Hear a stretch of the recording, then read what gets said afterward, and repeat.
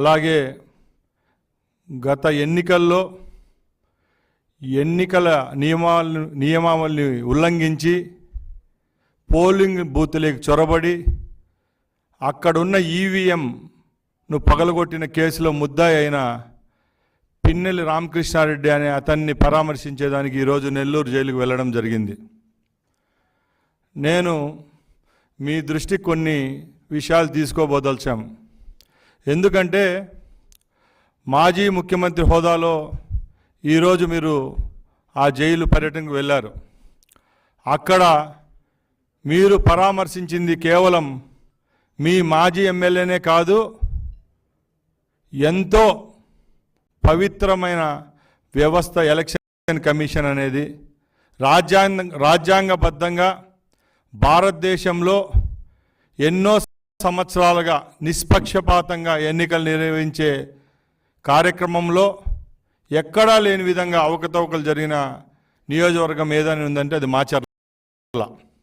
గత 4 పర్యాయాలు అక్కడ శాసనసభ్యుడిగా ఉన్న ఈ రామకృష్ణారెడ్డి అనే అతను మొన్న ఎన్నికల్లో బూతులేకి చొరబడి ఈవీఎం బాక్స్ను పగలగొట్టి, అదే కాకుండా అక్కడ తెలుగుదేశం పార్టీ ఏజెంట్గా ఉన్న శేషగిరిరావు అనే అతను అడ్డుపడితే ఆయన మీద కూడా దాడి చేయడం జరిగింది.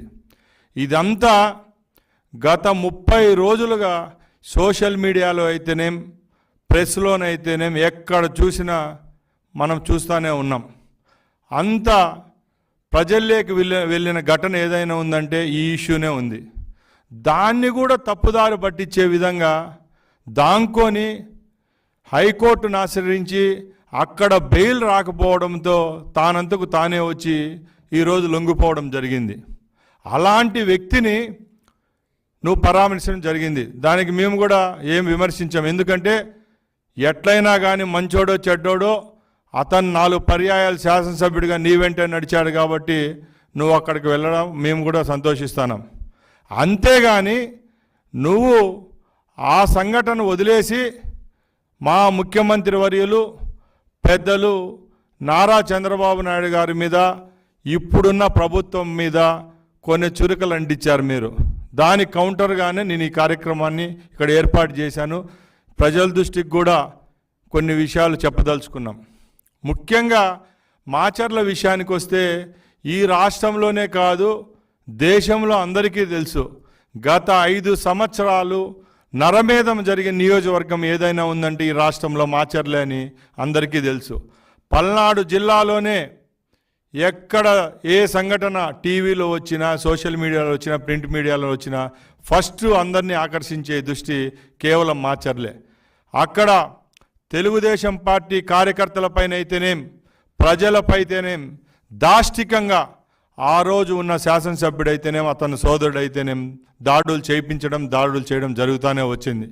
ముఖ్యంగా 2-3 విషయాలు మీ దృష్టికి తీసుకొని వస్తున్నా.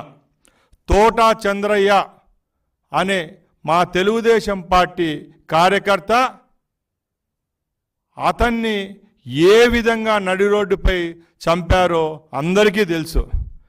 అలాగే తెలుగుదేశం పార్టీ రాష్ట్ర నాయకులైన బోండా ఉమ్మగారు అయితేనేం, అలాగే మా నాయకులు ఎవరెవరో ఆ రోజు ఏ కార్యక్రమాలకి పార్టీ కార్యక్రమాలు ఏవైతే ఉన్నాయో అక్కడ వెళ్ళడంతో వాళ్ళపైన దాడి చేయడం, ఎన్టీఆర్ విగ్రహాలను పగలగొట్టడం అవన్నీ మీ హయాంలోనే జరిగాయి. ప్రతి ఒక్క రోజు మాచర్లలో భయానక ఘటనలు జరగని రోజే లేదు.